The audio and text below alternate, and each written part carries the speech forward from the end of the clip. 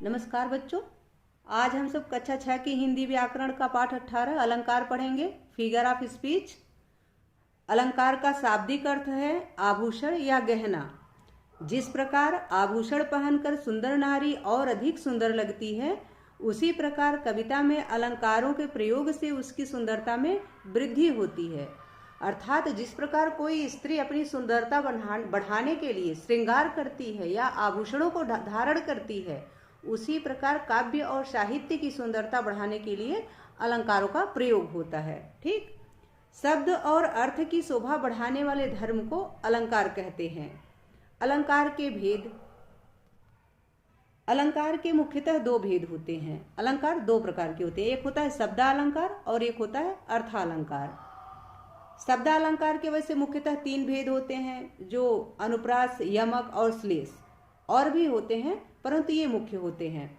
और अर्थालंकार के तो 100 से भी अधिक भेद होते हैं, यानी 100 भेद होते हैं, बहुत सारे होते हैं। पहले हम शब्दालंकार देख लेते हैं। और चूंकि ये कक्षा 6 की पुस्तक है, इसलिए इसमें सिर्फ अनुप्रास के बारे में बताया गया है, तो हम आज आपको सिर्फ अनुप्रास के बारे में ही पढ़ाएंगे।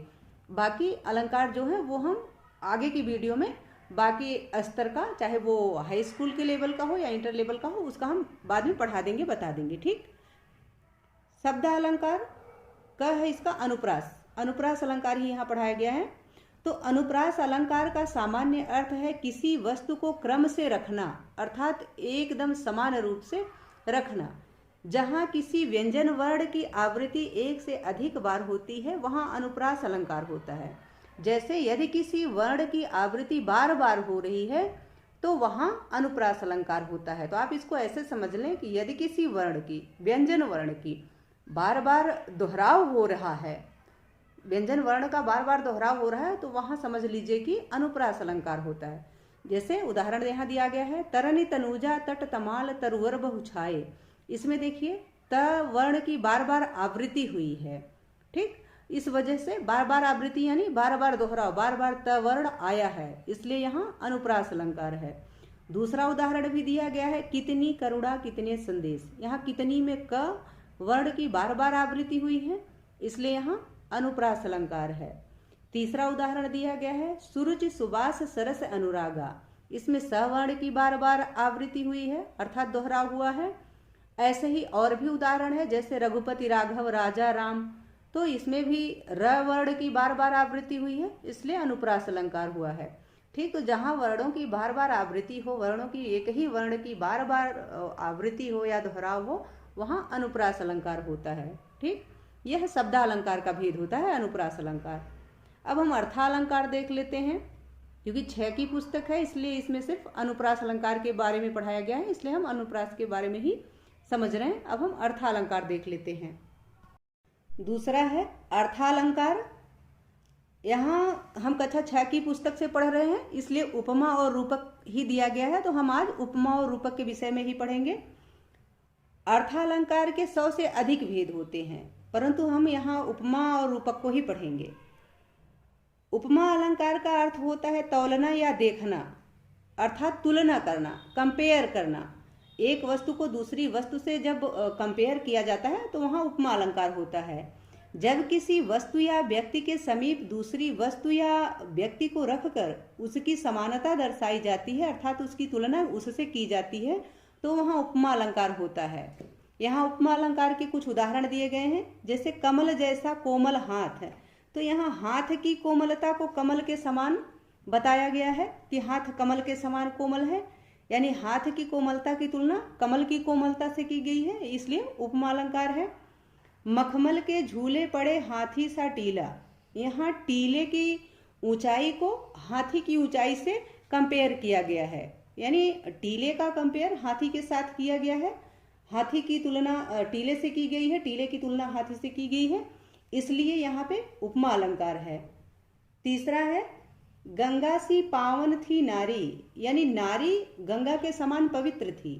तो नारी की पवित्रता की तुलना किससे की गई है? तो नारी की पवित्रता की तुलना गंगा की पवित्रता से की गई है, इसलिए यहाँ उपमा अलंकार है। ठीक, अब हम रूपक अलंकार पढ़ लेते हैं। रूपक अलंकार में एक वस्तु के साथ दूसरी वस्तु को इस प्रकार रखा जाता है कि दोनों का अंतर दिखाई न दे, अर्थात उपमेय को उपमान का रूप मान लिया जाता है। रूपक अलंकार में उपमेय को उपमान का रूप मान लिया जाता है। जैसे मैया मैं तो चंद्र खिलौना ले हूं, हे मैया मैं तो चंद्रमा का खिलौना लूंगा। तो इसमें जो है खिलौने को चंद्रमा का रूप मान लिया गया है। खिलौना चंद्रमा नहीं है कि बच्चा मांग रहा है कि मुझे चंद्रमा वाला खिलौना ही चाहिए, बल्कि खिलौने को चंद्रमा का रूप माना गया है, इसलिए यहाँ पे रूपक अलंकार है। चरण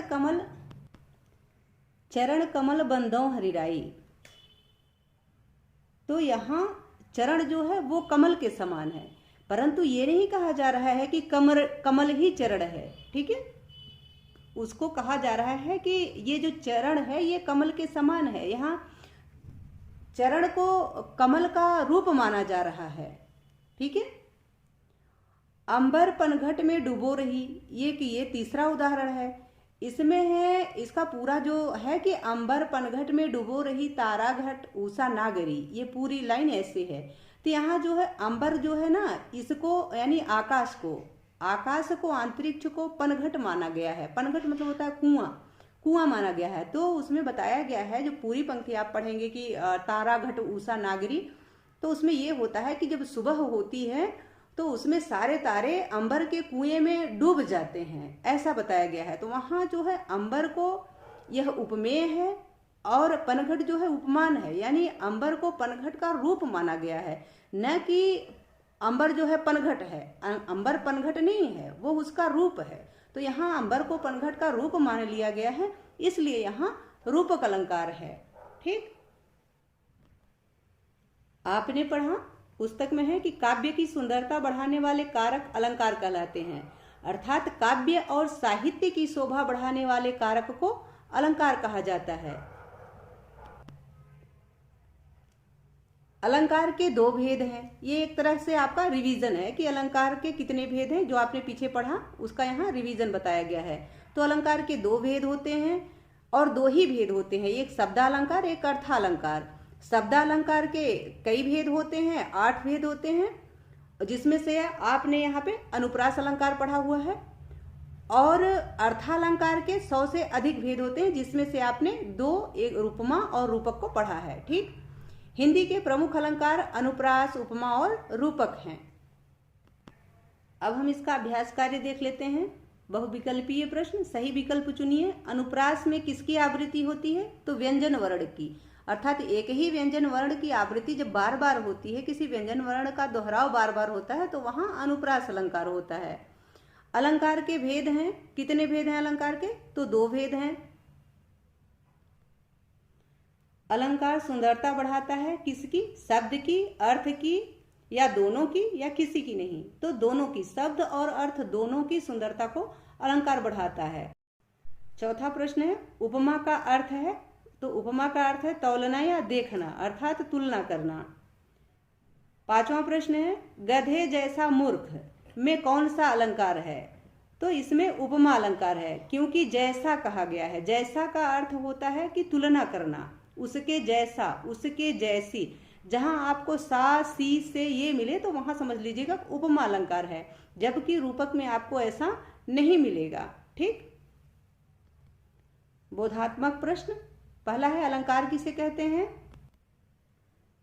इसको मैंने यहाँ कॉपी में लिख रखा है कि अलंकार किसे कहते हैं। बोधात्मक प्रश्न पहला है, अलंकार किसे कहते हैं? काव्य व साहित्य की सुंदरता बढ़ाने वाले कारक अलंकार कहलाते हैं, यानी जिसके द्वारा काव्य और साहित्य की सुंदरता बढ़ती हो उसे अलंकार कहते हैं। और भी इसका आप और भी क्या बोलते हैं, इसकी परिभाषा आप अलग अलग तरीके से भी दे सकते हैं कि जैसे जिस प्रकार स्त्रियां अपनी सुंदरता बढ़ाने के लिए आभूषणों का प्रयोग करती हैं, मेकअप इत्यादि का प्रयोग करती हैं, वैसे ही काव्य और साहित्य की सुंदरता बढ़ाने के लिए अलंकार का उपयोग किया जाता है। दूसरा प्रश्न है, अनुप्रास अलंकार किसे कहते हैं? उदाहरण सहित बताइए। तो अनुप्रास का अर्थ है किसी वस्तु को क्रम से रखना, यानी जहां किसी व्यंजन वर्ण की आवृत्ति 1 से अधिक बार होती है वहां अनुप्रास अलंकार होता है। अर्थात एक ही वर्ण की यदि बार बार आवृत्ति हो रही है, बार बार दोहराव हो रहा है, तो वहां अनुप्रास अलंकार होता है। जैसे तरनि तनुजा तट तमाल तरुवर बहु छाए, इस उदाहरण में आप देखेंगे कि त वर्ण की आवृत्ति बार बार हुई है, तो बार बार त वर्ण की आवृत्ति होने से ही यहाँ पे अनुप्रास अलंकार है। तीसरा प्रश्न है, उपमा अलंकार का क्या अर्थ है, उदाहरण सहित बताइए।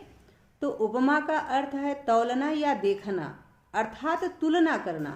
जब समान गुण, धर्म, शोभा आदि के आधार पर एक वस्तु की तुलना दूसरे वस्तु से की जाती है तो वहां उपमा अलंकार होता है। जैसे गंगा सी पावन थी नारी, यहाँ इस पंक्ति में एक नारी की पवित्रता की तुलना गंगा जी की पवित्रता से की गई है, इसलिए यहाँ पे उपमा अलंकार है, अर्थात तुलना की गई है, मेल किया गया है।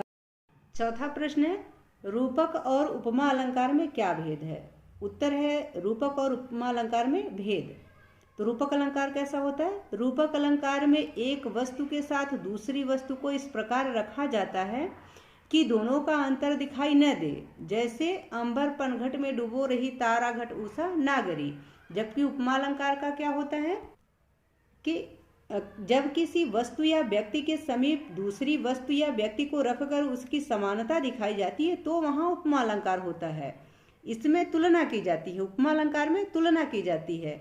जबकि रूपक अलंकार में उपमेय को उपमान का रूप मान लिया जाता है, अर्थात जो जैसे अंबर पनघट है ना, तो अंबर को पनघट का रूप मान लिया जाता है कि अंबर पनघट का रूप है। अंबर को पनघट नहीं कहा जाता, अंबर को पनघट का रूप मान लिया जाता है।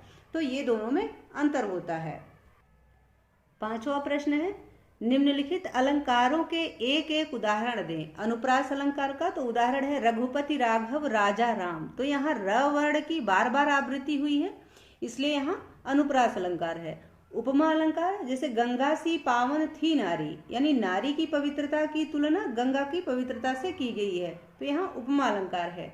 रूपक अलंकार अंबर पनघट में डूबो रही, तो अंबर रूपी पनघट में डूबो रही है तारा घट उषा नागरी, यह पूरा वाक्य है।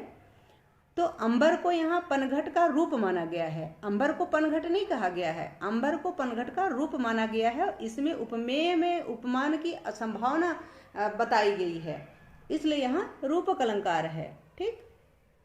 छठा प्रश्न है, निम्नलिखित पंक्तियों में आए अलंकारों के नाम बताओ। यानी जो पंक्तियां यहाँ दी गई हैं इनमें कौन सा अलंकार है वही आपको बताना है। क है चारु चंद्र की चंचल किरणें खेल रही थी जल थल में। तो इसमें अनुप्रास अलंकार है, क्योंकि यहाँ च वर्ण की आवृत्ति हुई है। ठीक, इसी वजह से यहाँ अनुप्रास अलंकार है, इसमें अनुप्रास अलंकार है। ख है बहते निर्झर सी ध्वनि प्रतिध्वनित हुई। तो बहते निर्झर के समान ध्वनि प्रतिध्वनित हुई, तो इसमें उसकी तुलना की गई है, इसलिए यहाँ उपमा अलंकार है। फिर पीपर पात सरिस मन डोला, यानी पीपल के पत्ते के समान मन डोला। जैसे पीपल का पत्ता डोलता है वैसे ही मन डोला, तो यहाँ मन के डोलने की तुलना पीपर के पत्ते के डोलने से की गई है, इसलिए उपमा अलंकार है। सहज सुभाय सुभगतन गोरे, तो इसमें सवर्ण की बार बार आवृत्ति हुई है, इसलिए यहाँ अनुप्रास अलंकार है। फिर संध्या सुंदरी परी सी, यानी संध्या सुंदरी के समान परी, तो यहाँ भी उपमा अलंकार है। ठीक है। सातवां प्रश्न है, निम्नलिखित शब्दों का वाक्य में प्रयोग कीजिए। नंबर 1 है करुणा। तो जैसे श्री राम करुणा से परिपूर्ण थे, भगवान श्री रामचंद्र जी करुणा से परिपूर्ण थे, करुणा से भरे हुए थे। दूसरा है संदेश, मैंने अपने मित्र से संदेश भेजा था। पावन, यानी गंगा जैसी पावन नदी में स्नान करके मैं धन्य हो गई। मखमल, मेरे पास मखमल के कपड़े हैं। कमल, कमल हमारा राष्ट्रीय पुष्प है। पनघट, राधा अपनी सहेलियों के साथ पनघट पर पानी भरने गई। तो ये वाक्य हैं। आशा है कि आपको यह पाठ अच्छे से समझ में आ गया होगा और इसका अभ्यास कार्य भी अच्छे से समझ में आ गया होगा। मिलते हैं अगले वीडियो में, तब तक के लिए देखते रहिए राष्ट्र गौरव हिंदी संस्कृत।